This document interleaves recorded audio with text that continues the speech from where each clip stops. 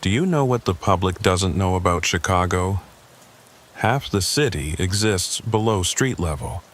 I'm not talking about the subway system, the blue line, the red line, all that stuff. I'm talking about the other tunnels. Tunnels built during Prohibition for bootlegging activities. Tunnels they started in the 1940s for subway expansion but supposedly never finished. Freight tunnels built in 1899, flooded in 1992, and supposedly closed. Supposedly. My name is Detective Marcus Washington. I work for the Chicago Police Department's Transportation Division. And when there's trouble underground, I'm the first person they call. Murders, drug dealers using abandoned stations as stashes, suicides. I've witnessed it all. Or rather, I thought I had until the winter of 2019. I'm asking this especially to those watching from Chicago. Tell me, have you noticed that some CTA station doors never open? Have you ever wondered why Lower Wacker Drive feels different at night? You may have heard rumors about people living in the old tunnels. Not just homeless people, but something else. Something that's been there since Al Capone's time? Yes, these aren't just rumors. If you want to learn what Chicago's underground is really like, subscribe, and don't forget to like the channel. Your support is very important to us. But I warn you, once you learn, you will never feel safe in L again. December is a special kind of hell in Chicago. The wind blowing off Lake Michigan cuts you like a knife made of ice, and the posh part of town stays underground. December 2019 was the worst yet. The wind brought a merciless cold, minus 20 degrees, the kind that kills people, especially the homeless who have no shelter. At 5 a.m. on December 10th, Officer Janet Rodriguez called me. I was actually awake that morning, sitting in my apartment on the south side, studying old tunnel maps from the Chicago Public Library archives. My father had worked in construction for the CTA in the 70s, and when he passed away, he left me a bunch of maps and plans. These maps showed routes not found in official city documents. "Mark, we got a situation at Lower Wacker," Janet said, and I could hear the confusion in her voice. "Patrol found a body, but look, you just need to see this. Lower Wacker Drive is already one of the strangest parts of Chicago. A complete street system that runs beneath the regular street level, originally built in the 1920s to handle freight and through traffic. Most Chicagoans avoid it, especially at night. The homeless population knows it well, though. It's warmer than topside, protected from the wind, and the cops usually leave them alone if they don't cause trouble. I arrived at Lower Wacker and North Columbus Drive 20 minutes later. The scene was already taped off, but there were fewer units than there should be for a homicide. I found out why when I saw the body. The victim was dressed like something out of a gangster movie. Pinstripe suit, suspenders, fedora, two-tone Oxford shoes. The clothes looked authentic, not like costume reproductions. But that wasn't the disturbing part. The disturbing part was that the body itself looked fresh. Maybe dead for a day or two, but the clothes were rotting off it like they'd been underground for decades. And the face was all wrong. The features were human but arranged slightly off, like someone had tried to reconstruct a face from memory and gotten the proportions wrong. "What the hell am I looking at, Janet?" I asked, crouching next to the body. "That's why we called you," she said. "You know these tunnels better than anyone. This body, it came from down there." She pointed to a maintenance grate about 20 feet away. It had been pried open from the inside. I walked over to the grate and shined my flashlight down. There was a ladder descending into darkness, and at the bottom, I could just make out a tunnel that wasn't supposed to exist. According to city maps, there was nothing below this section of Lower Wacker except solid earth and maybe some old water pipes. But I could see brick walls down there, old brick, the kind they used in the 1920s. "You run the prints yet?" I asked. That's where it gets weirder, Janet said, pulling out her tablet. Fingerprints match a Thomas Tommy Torino, one of Capone's mid-level guys. But here's the thing. Torino disappeared in 1929. Never found his body.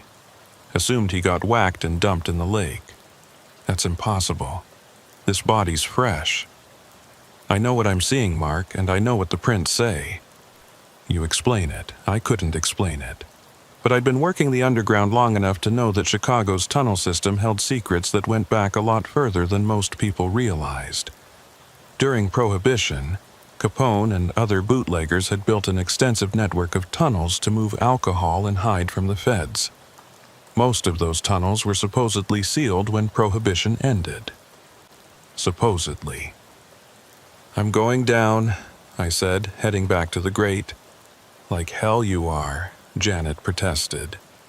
Not without backup. Then come with me. But I'm going down there. Something brought this body up, and I want to know what. Janet muttered something in Spanish that I'm pretty sure questioned my intelligence. But she followed me to the grate. We descended the ladder into the tunnel I shouldn't have existed, our flashlights cutting through the darkness. The air was different down here.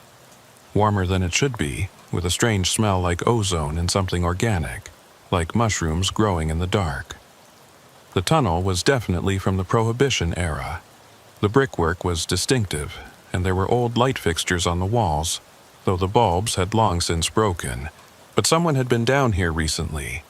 There were footprints in the dust, lots of them, going in both directions. And there was something else, scratches on the walls, like someone had been keeping count of something. Hundreds of marks, maybe thousands, grouped in sets of 5. We followed the tunnel for about 100 yards before it opened into a larger chamber. What we found there made both of us stop dead. The room was set up like a speakeasy from the 1920s. Bar, tables, chairs, even a small stage. But everything was wrong. The proportions were off, like with the dead man's face. The bar was too tall, the chairs too small, the stage angled in a way that hurt to look at. And sitting at the tables were people, or what looked like people. They were dressed like the corpse above, 1920s clothing, authentic from what I could tell. But they were all wrong in the same way the corpse had been wrong. Features slightly misaligned, limbs a little too long or too short, movements that didn't quite match normal human motion. And they were all staring at us. Chicago PD, I said, my hand moving to my service weapon. Nobody move. They didn't respond. They just kept staring. Then one of them, a woman in a flapper dress whose neck was about 2 inches too long, smiled. When she did, I saw she had too many teeth. "You're early," she said, her voice sounding like it was coming from multiple places at once. "The performance isn't until midnight." "What performance?" I asked, trying to keep my voice steady. "The same performance we've been giving since 1929, she replied. The night never ended for us. We just kept dancing, kept drinking, kept living the life. Even after they sealed us in. Even after we changed. Changed how? She stood up, and her movement was fluid in a way that human movement shouldn't be, like she had too many joints. The bootleggers' tunnels went deeper than anyone knew. Connected to older tunnels, much older. Things lived down there, Detective Washington. Yes, we know who you are. We know everyone who patrols our realm. Things that had been in Chicago since before it was Chicago, since before humans walked these shores. You're saying you've been down here since 1929. Time moves differently in the deep tunnels, another figure said, a man whose face kept shifting slightly, like it couldn't decide what expression to hold. A day up there might be a year down here, or a year up there might be a minute down here.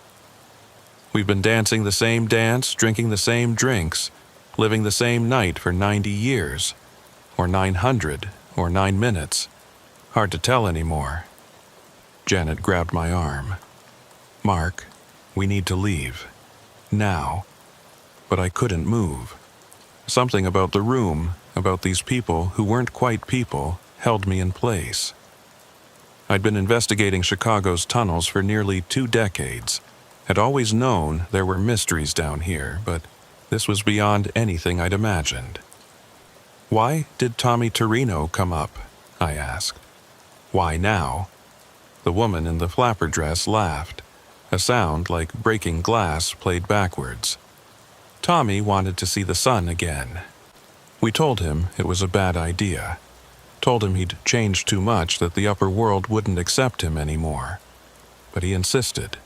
Said he had family up there, descendants who needed warning. Warning about what? All of them turned to look at me in perfect unison, their misaligned faces suddenly serious. The deep dwellers are waking up, they said in chorus, their voices harmonizing in impossible ways. The ones who were here before the city, before the lake, before humans. The ones we've been hiding from all these years. They're coming up, Detective. And when they do, what happened to us will look like a mercy. The lights in the speakeasy, lights that shouldn't have been working after 90 years, suddenly went out. In the darkness, I heard movement, felt air displacement as things moved around us.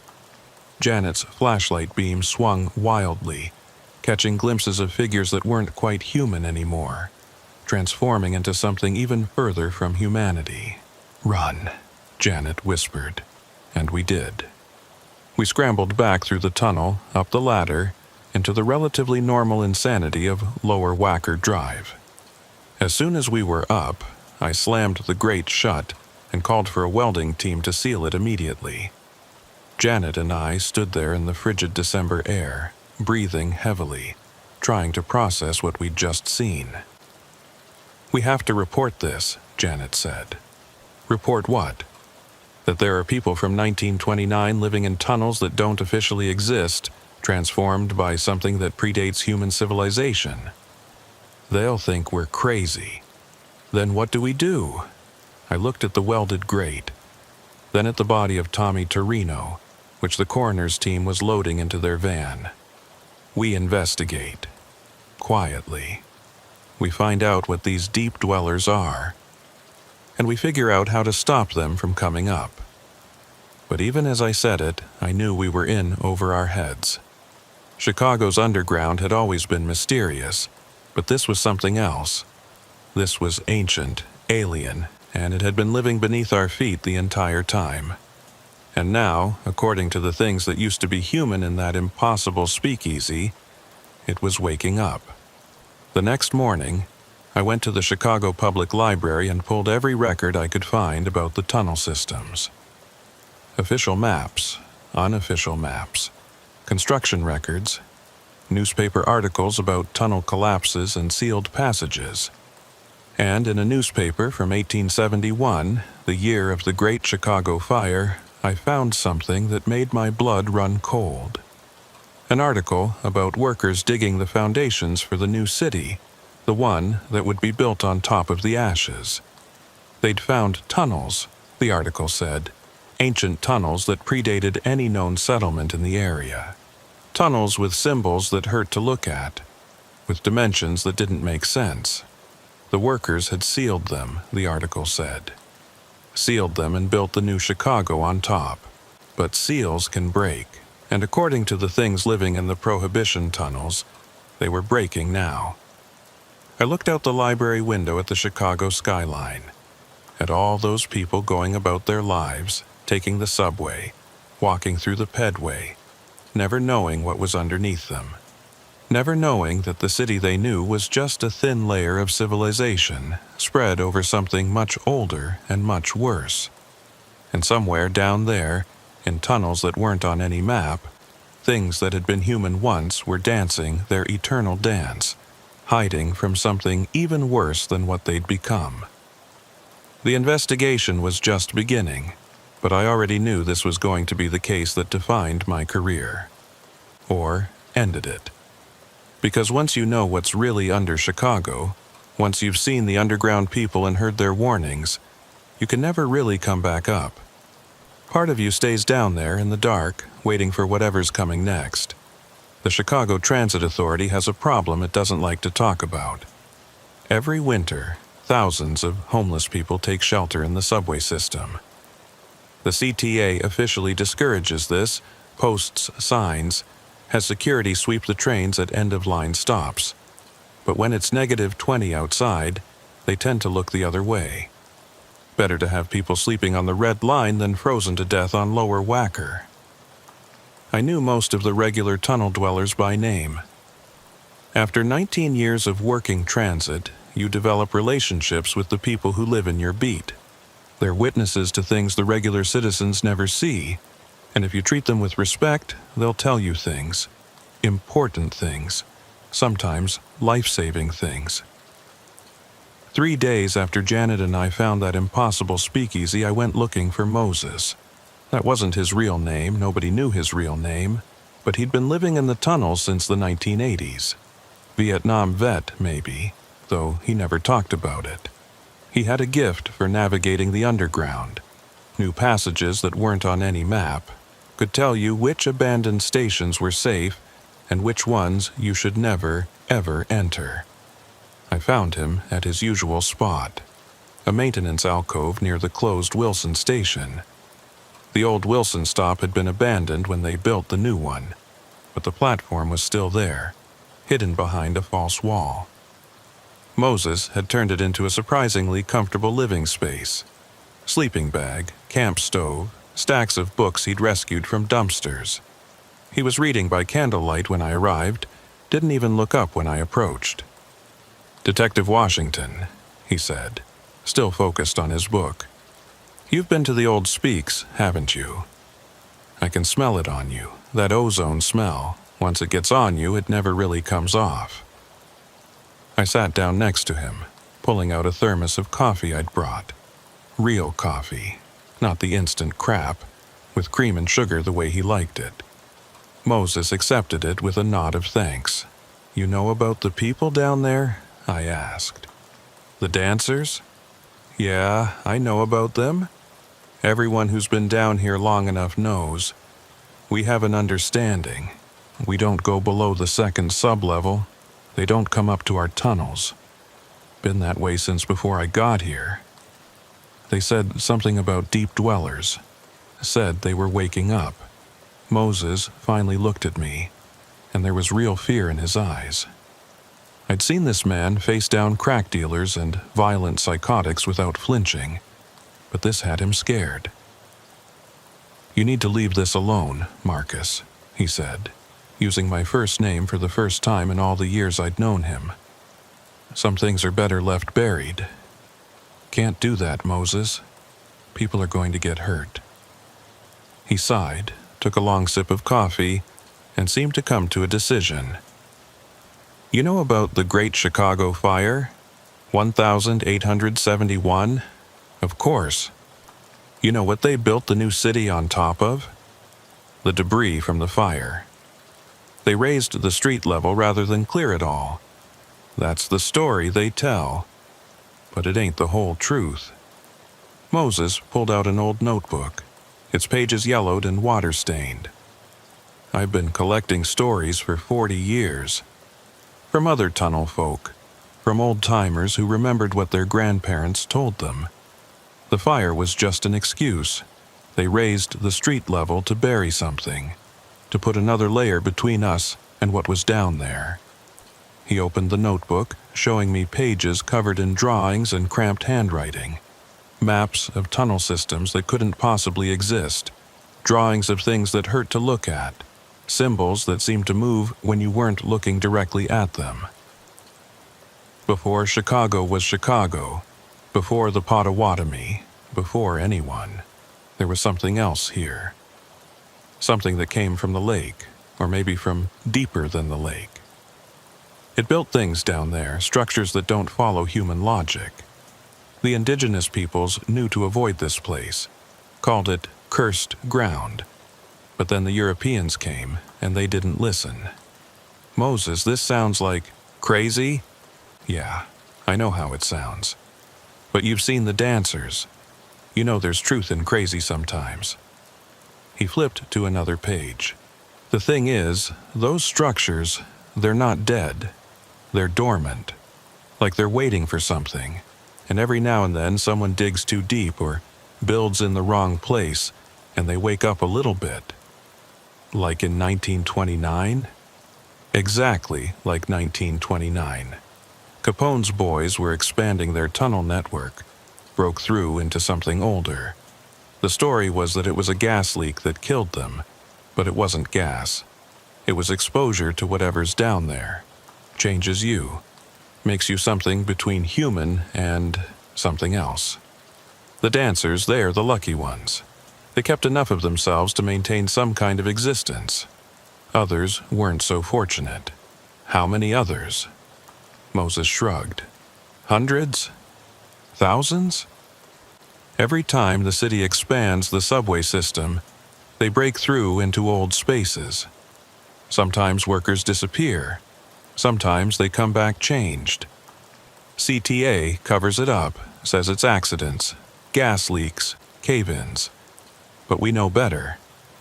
We can hear them sometimes, in the deep tunnels, scratching at walls, trying to remember what they used to be. A train rumbled past in a nearby tunnel, and we both fell silent until it passed. In that silence, I heard something else, a rhythmic tapping from somewhere below us, Morse code maybe, or just the settling of old infrastructure.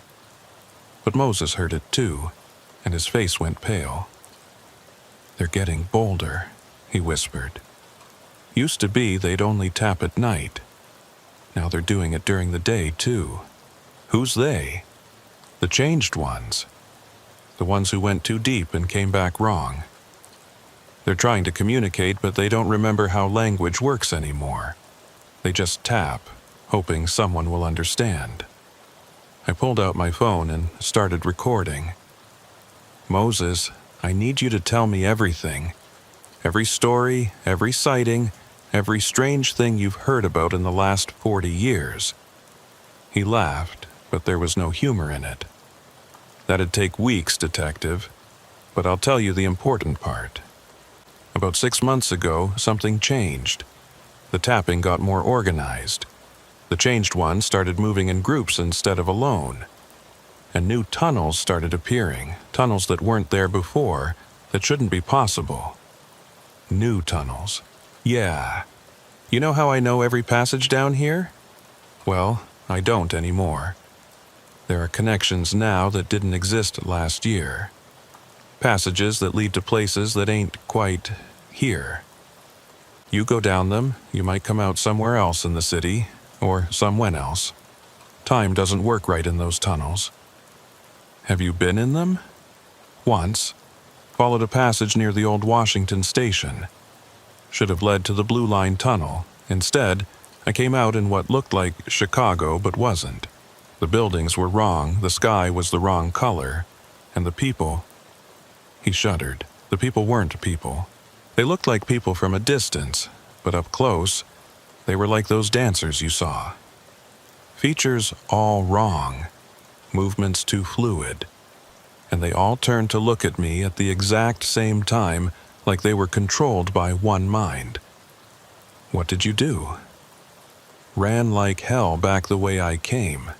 Sealed that tunnel with concrete blocks I stole from a construction site.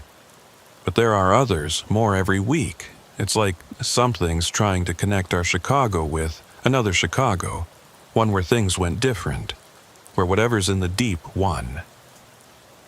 My phone buzzed with a text from Janet. "Another body at Lower Wacker. You need to see this." I stood to leave, but Moses grabbed my arm. "Detective, you seem like a good man. You actually give a damn about us tunnel folk. So I'm going to give you some advice. Get yourself some old silver. Real silver, not that plated crap. The changed ones don't like it.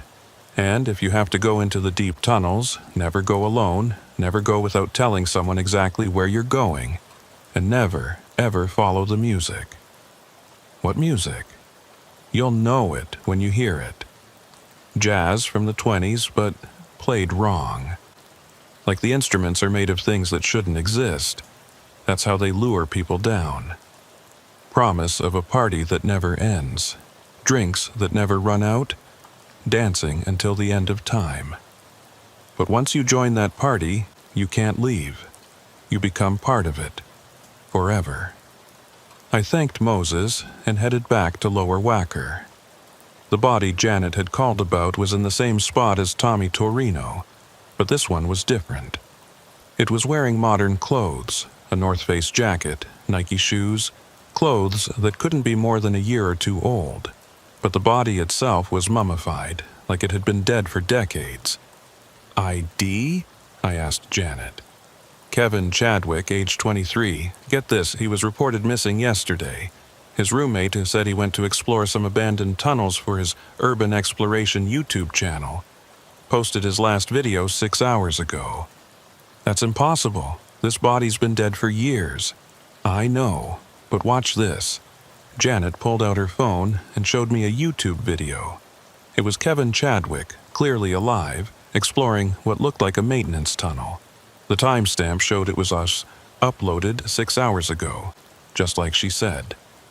But in the background, barely visible, were figures in 1920s clothing, watching him from the shadows.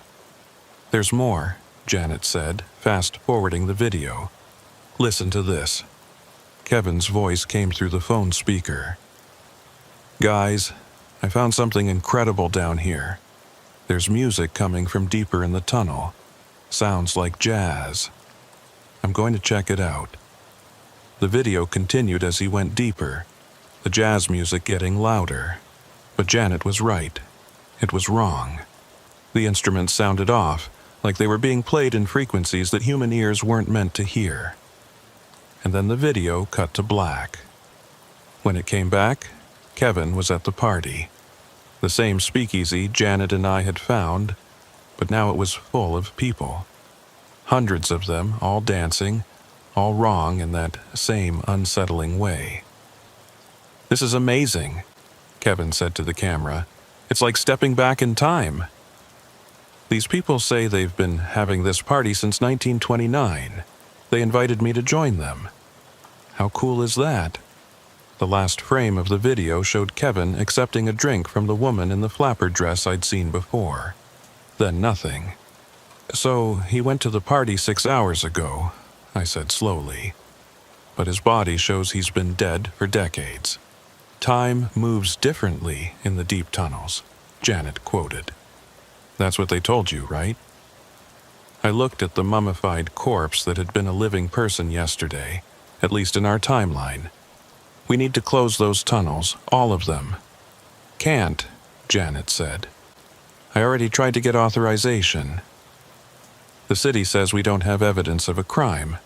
Officially, those tunnels don't exist, so we can't close them. Then we do it unofficially. Mark, you can't seal every unauthorized tunnel in Chicago. There are thousands of them, and according to your friend Moses, new ones are appearing all the time. She was right. But I couldn't just do nothing. People were disappearing, being transformed, pulled into a version of Chicago that shouldn't exist. And according to the dancers, something worse was coming. Something that had been sleeping under the city since before human memory. That night, I went home and did something I hadn't done since my father died. I went through his old papers, the ones from his time working construction for the CTA. He'd left me notes, I realized now. Warnings hidden in construction reports and survey maps. Places where he'd marked, "Do not dig," or sealed, "Do not open." He'd known. Somehow, he'd known about the things under Chicago. One paper stood out. A hand-drawn map of the loop, but showing tunnel systems that weren't on any official documentation. At the bottom, in my father's handwriting, the city below has its own agenda. It's patient, but it's not passive. When you work underground long enough, you realize Chicago isn't one city. It's dozens, all stacked on top of each other, all existing in the same space but different times. The trick is making sure they stay separate, because if they ever fully connect. He hadn't finished the sentence, but I understood. If all the versions of Chicago, all the different timelines and possibilities ever fully merged, our reality would collapse.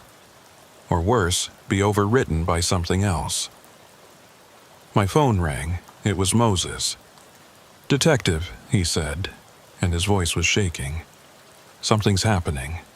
All the tunnel people are leaving, every one of them. They're all heading topside, saying the underground isn't safe anymore." What triggered it? The music, Detective. The jazz music. It's not coming from one spot anymore. It's everywhere. Every tunnel, every abandoned station, every maintenance shaft. The party isn't staying in one place, it's spreading. And the changed ones, they're following it up. I looked out my window at the Chicago skyline, at all those lights representing millions of people who had no idea what was happening beneath their feet. The city below was rising, bringing its impossible architecture and transformed inhabitants with it. The barrier between our Chicago and the other Chicago was breaking down, and I was probably the only cop in the city who knew enough to even try to stop it. By midnight, the exodus from the tunnels was complete. I'd never seen anything like it. Hundreds of people who'd lived underground for years, some for decades, were suddenly on the streets in the middle of a Chicago winter, preferring to risk freezing to death rather than stay below. The city's homeless shelters were overwhelmed within hours. I found Moses at the Pacific Garden Mission, surrounded by other tunnel dwellers I recognized. They all had the same look, the hollow-eyed stare of people who'd seen something that had broken their understanding of the world. "Show me," I said to Moses. "Show me what made everyone leave." He shook his head. "You don't want to see it, Detective. I need to." He looked at the others, seemed to have a silent conversation with them, then stood up. "All right, but we go armed, we go with backup, and the moment I say we leave, we leave. No questions, no hesitation." I called Janet, and she brought 2 other officers I trusted, Mike Kowalski from the night shift and Sarah Kim from Special Operations. Both had worked weird cases before, both could handle seeing things that didn't fit into normal reality. We met Moses at the Roosevelt station, closed for maintenance, which meant it was empty except for us. Moses led us down through a maintenance hatch into the service tunnels. These weren't the public areas of the CTA, but the working guts of the system. Narrow passages lined with pipes and cables, lit by harsh fluorescent lights that flickered more often than they stayed steady. We descended 3 levels, then 4, going deeper than I'd known the system went. "The CTA only admits to 3 sub-levels," Moses said, reading my thoughts. "But there are at least 7, maybe more. The deeper you go, the older the construction, and the stranger things get. At the 5th level, the modern concrete gave way to older brick. At the 6th, the brick gave way to stone blocks that looked ancient, covered in symbols that hurt to look at directly. The air was thick and warm, despite being so far from any heating system. And there was that smell again, ozone and something organic, like mushrooms or decay." "Listen," Moses whispered. We all stopped, and I heard it. Jazz music, just like in Kevin Chadwick's video, but coming from everywhere at once. The walls themselves seemed to be vibrating with it, a rhythm that didn't match any time signature I knew. And underneath the music, voices.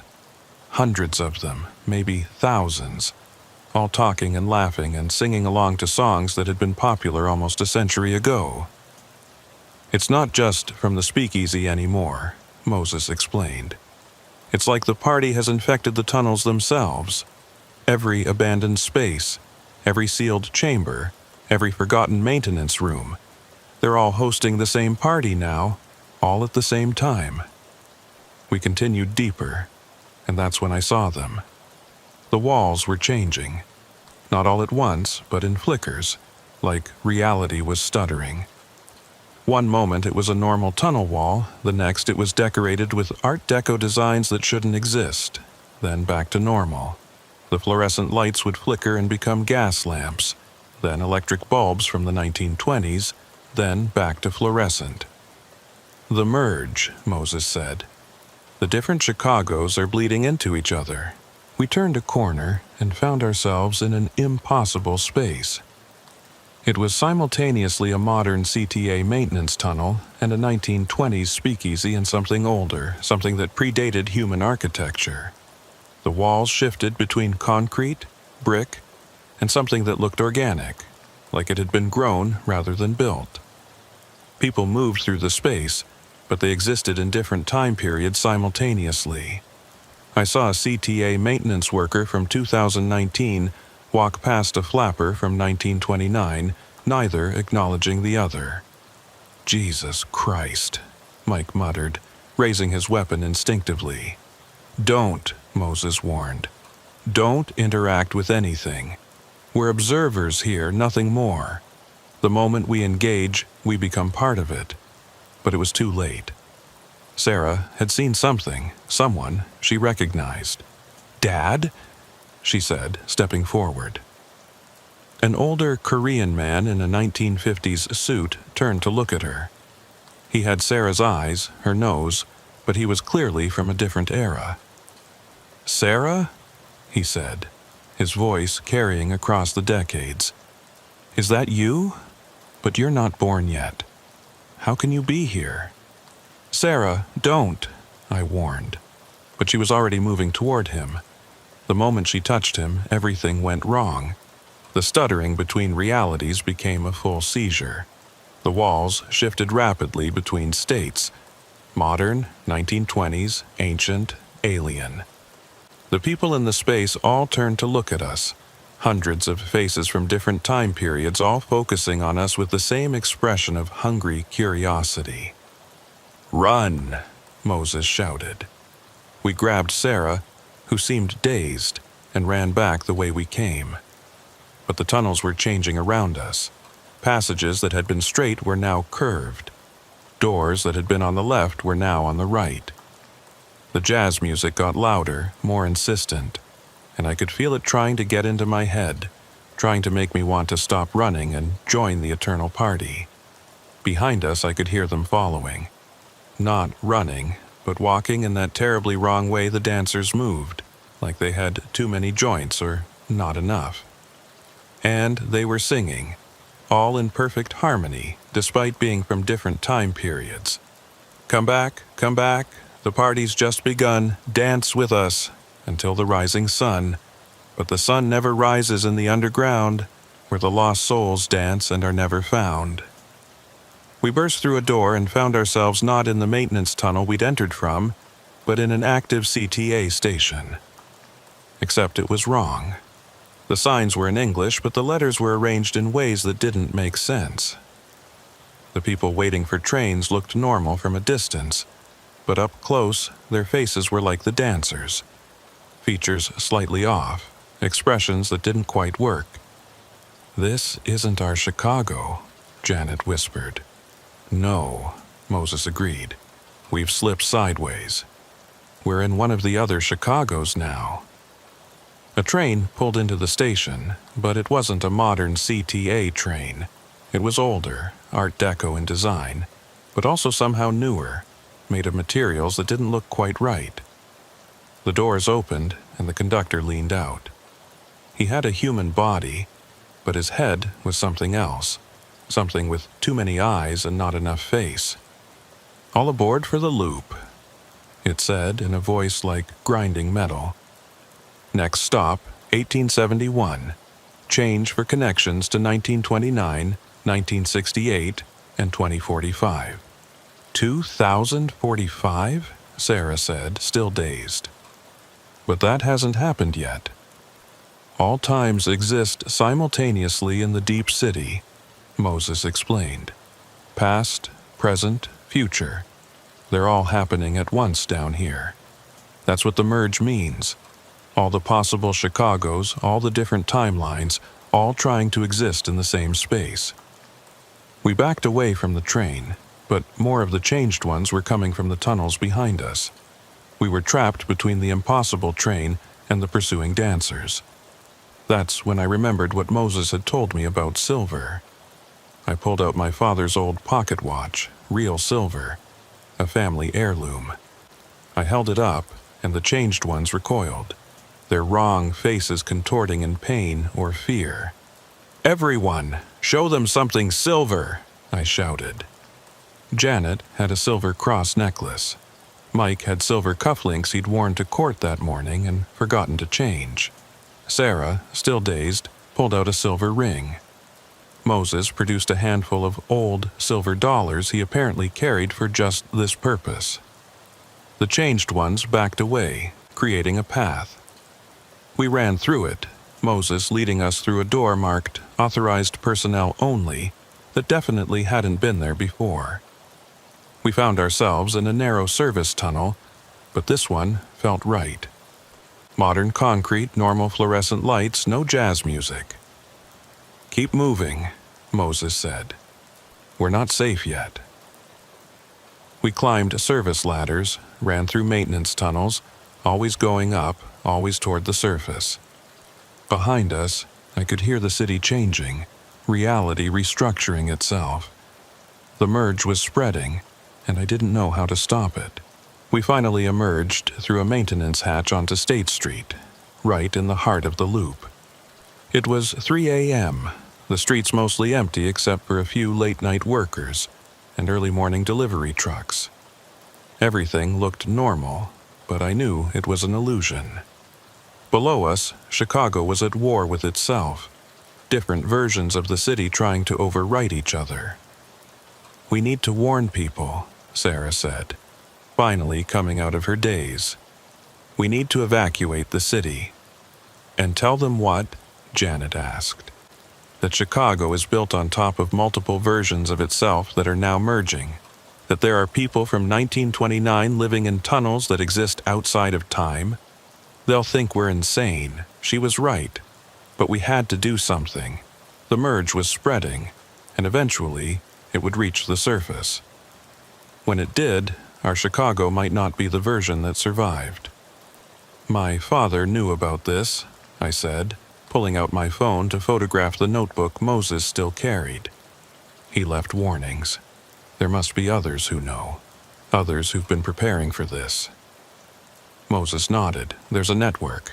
People who've encountered the deep city and lived. Architects who've designed buildings to contain it. Engineers who've reinforced the barriers. They've been working in secret for decades, trying to keep the different Chicagos separate. How do we contact them?" "I know someone," Moses said, "but she won't be happy to hear from me." We had a falling out years ago when I told her the containment approach was doomed to fail. "What did you think we should do instead?"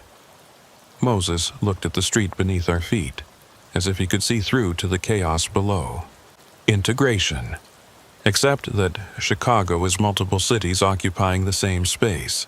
Learn to live with it instead of fighting it. But that would mean accepting that reality isn't what we think it is. That our Chicago is just one of many possibilities and not even necessarily the real one." A manhole cover nearby started to rattle. Then another, all along State Street. The jazz music was faint but audible, rising from below.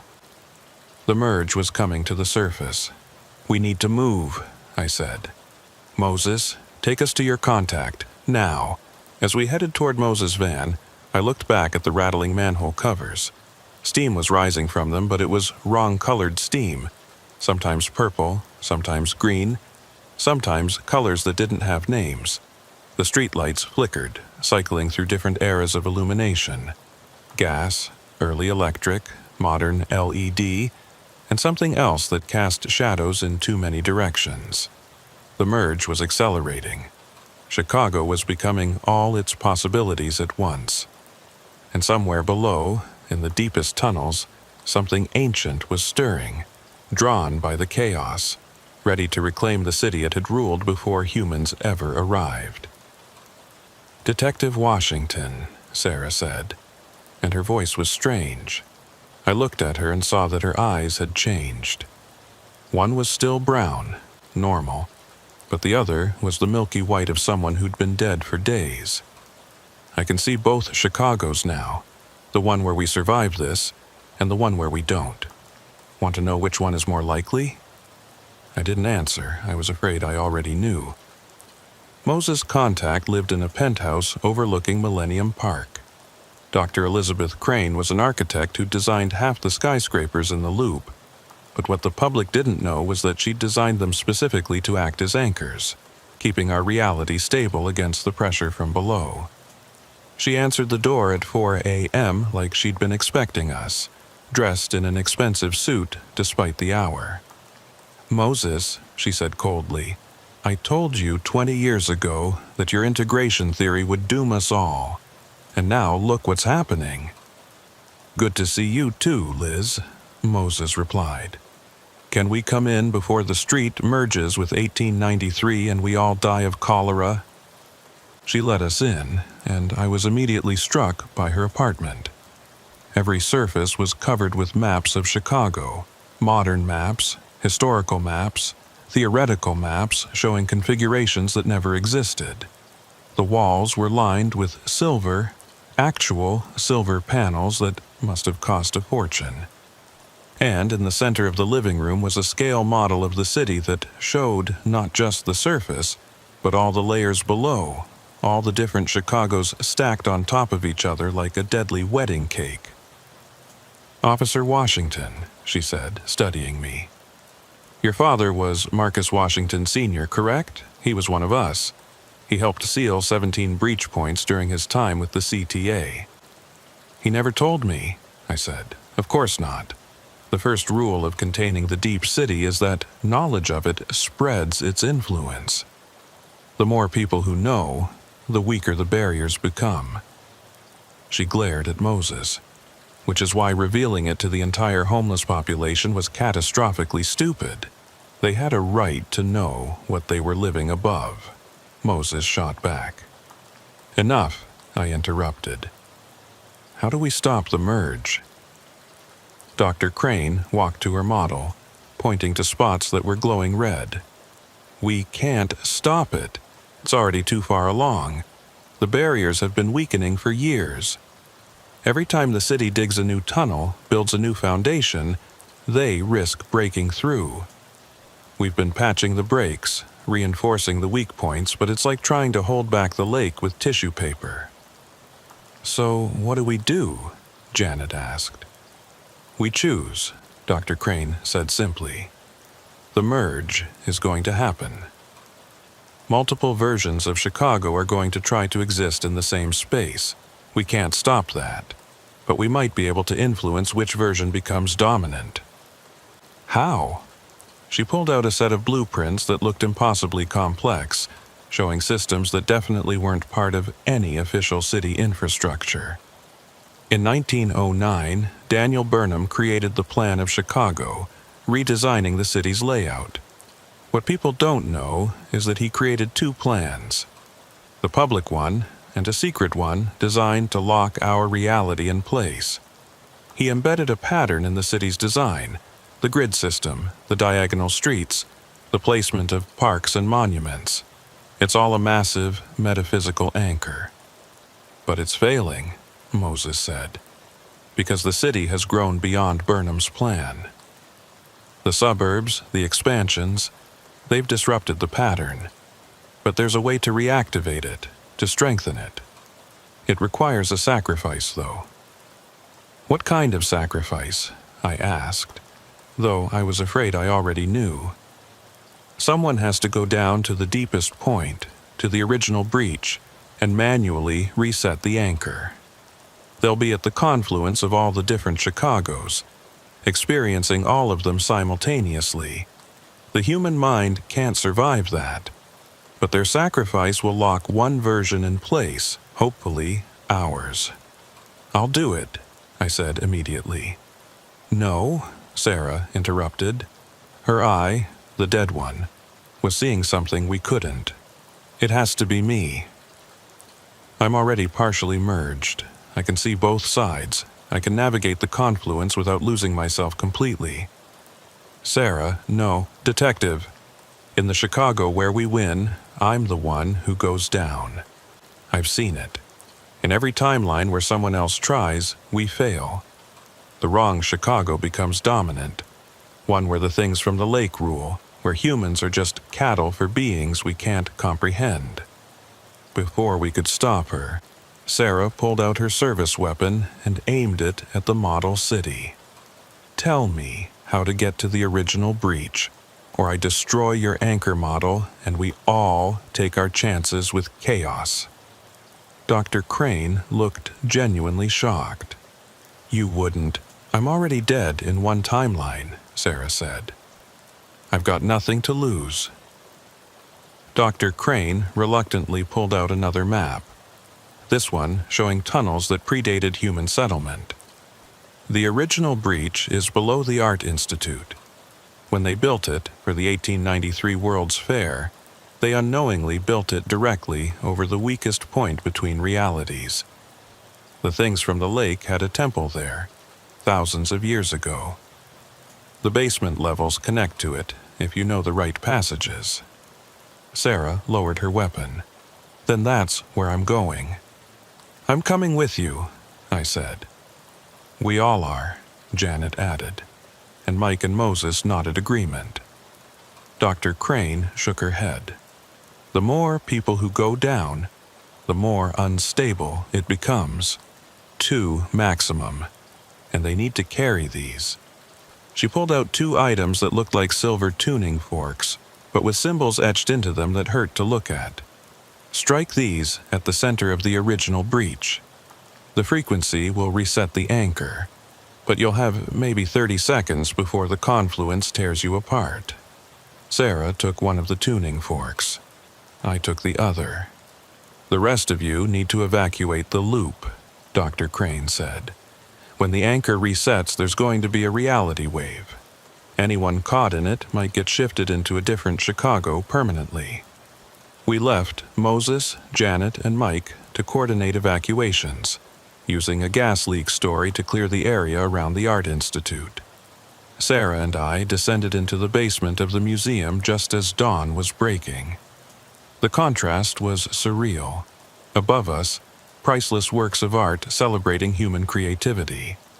Below us, tunnels leading to something that predated and might outlast humanity. The museum's sub-basement connected to the old freight tunnels, the ones that had flooded in 1992. They were supposedly sealed, but we found a maintenance hatch that had been recently opened.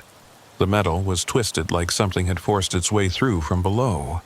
We descended into darkness, our flashlights barely penetrating the gloom. The walls down here were older than anything that should exist in Chicago.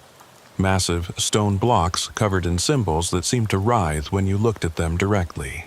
The jazz music was everywhere now, but underneath it was something else, a rhythmic pulsing like a massive heartbeat. That's it, Sarah said, her dead eye seeing something I couldn't. The heart of the deep city. The thing that was here before Chicago, before humans. It's waking up because of the merge. We followed the sound deeper, through passages that shouldn't exist, past architecture that human minds weren't meant to process. We saw other travelers, people from different time periods all heading in the same direction, all with the same blank expression. They didn't seem to see us, or maybe we didn't exist in their version of Chicago. Finally, we reached it, the original breach. It was a vast chamber, impossibly vast to exist beneath the city without anyone knowing. The walls curved in ways that hurt to follow with your eyes, and the ceiling. There was no ceiling. Looking up, I could see all the different Chicagos layered above us. The modern city, the 1920s city, the burned city of 1871, the swamp before the city, and something else. Something alien with buildings made of organic matter and streets that flowed like water. In the center of the chamber was the temple Dr. Crane had mentioned. It wasn't built by humans. The proportions were wrong, the angles impossible. It looked like it had been grown rather than constructed, all curves and organic shapes that suggested something aquatic.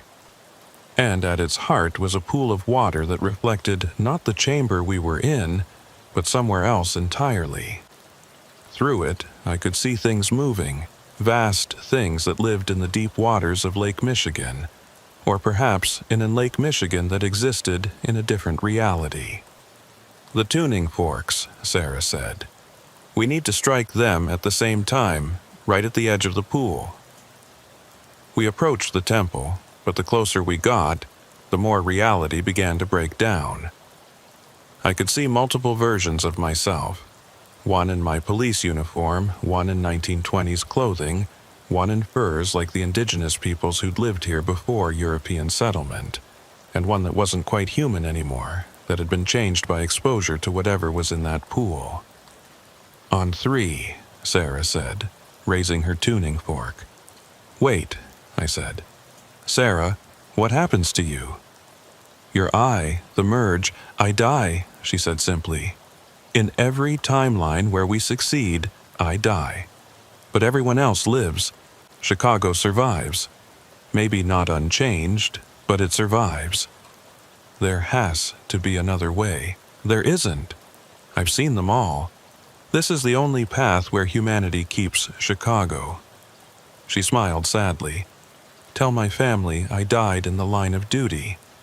Just maybe don't tell them the specifics." Before I could protest further, she struck her tuning fork. The sound it made wasn't heard so much as felt, vibrating through every bone in my body. I struck mine a fraction of a second later, and the two tones harmonized in a way that made reality itself ring like a bell. The effect was immediate. The multiple Chicagos began to separate, pulling apart like oil and water. The jazz music turned to screaming as the changed ones were pulled back to their own timeline. The temple began to collapse, or maybe it was ungrowing, returning to whatever dimension it had come from. Sarah's body began to flicker, existing in multiple states at once. She was alive, she was dead, she was something in between. But she held her position, keeping the tuning fork vibrating even as her very existence unraveled. "Go!" she shouted, her voice coming from multiple versions of herself.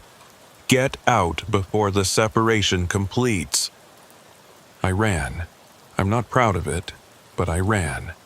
Behind me, I could hear reality tearing itself apart and stitching itself back together. The walls of the tunnel began to shift, modern concrete asserting itself over ancient stone. The impossible angles straightened into normal geometry. The pool of dark water that led to other Chicagos began to drain, pulling back to wherever it had come from. I burst through a maintenance door into the Art Institute's loading dock just as the reality wave hit. For a moment, I could see all the Chicagos at once, all the possibilities, all the different paths the city could have taken. I saw versions where the fire never happened, where the indigenous peoples were never displaced, where the things from the lake had won and turned the city into something unrecognizable. And then it was over. There was only one Chicago. Our Chicago. The sun was rising over Lake Michigan, painting the skyline gold. The city looked normal, sounded normal, felt normal. But I knew it would never be the same. Sarah's body was never found. Officially, she died in a tunnel collapse while investigating unauthorized access to the freight tunnels. Her family got a flag and a pension and a story they could live with. The dancers, the changed ones, they were gone. The tunnels below the city were just tunnels again. Dark, dangerous, but not supernatural. The homeless population slowly returned underground, though many reported that some passages that used to exist were now solid walls, and new passages had appeared that hadn't been there before. Moses disappeared the day after the reset, left a note saying he was going to explore the new configuration of tunnels, map what had changed. That was 2 years ago. Sometimes other tunnel dwellers report seeing him, always in the distance, always going deeper. They say he looks different now. Not changed like the dancers, but like someone who's seen too much truth and can't quite fit back into normal reality. Dr. Crane still maintains her vigil, monitoring the city for signs of new breaches. She says the reset will hold for maybe a century, maybe less. Eventually, the barriers will weaken again. The different Chicagos will start to bleed into each other, and someone will have to make Sarah's choice again. As for me, I still work transit police. I still patrol the tunnels. But now I know what's really down there, in the deepest places where the city's foundation meets something older. I know that Chicago isn't just a city. It's a battlefield, a constant struggle between our reality and others that would overwrite us in a heartbeat. Sometimes, late at night when I'm alone in the tunnels, I can still hear it. Not the jazz music, that's gone. But something else. A heartbeat deep below, patient and eternal. The thing from the lake, the ancient presence that was here first, is still down there, waiting. And sometimes, just sometimes, I hear Sarah's voice echoing through the tunnels. This is the only path where humanity keeps Chicago. I hope she was right. I hope her sacrifice was enough. But every time the city builds deeper, every time they extend the tunnels or dig new foundations, I wonder if we're just delaying the inevitable. Because Chicago has always been a city of layers, built on swamp and sand, rising from ashes, constantly reinventing itself. And maybe, just maybe, one of those reinventions won't be ours. The underground people are gone, for now. But the underground itself remains. And it remembers. It always remembers. Detective Marcus Washington continues to serve with the Chicago PD Transit Division. He has received multiple commendations for his service, but refuses all promotions that would take him away from tunnel patrol. The Art Institute of Chicago reports no unusual activity in its sub-basements. The CTA maintains that all unauthorized tunnels have been sealed, but sometimes, on quiet nights, passengers on the Red Line report hearing music from the tunnels. Not jazz. Something older. Something that sounds like it's coming from underwater. Something that sounds like it's waiting.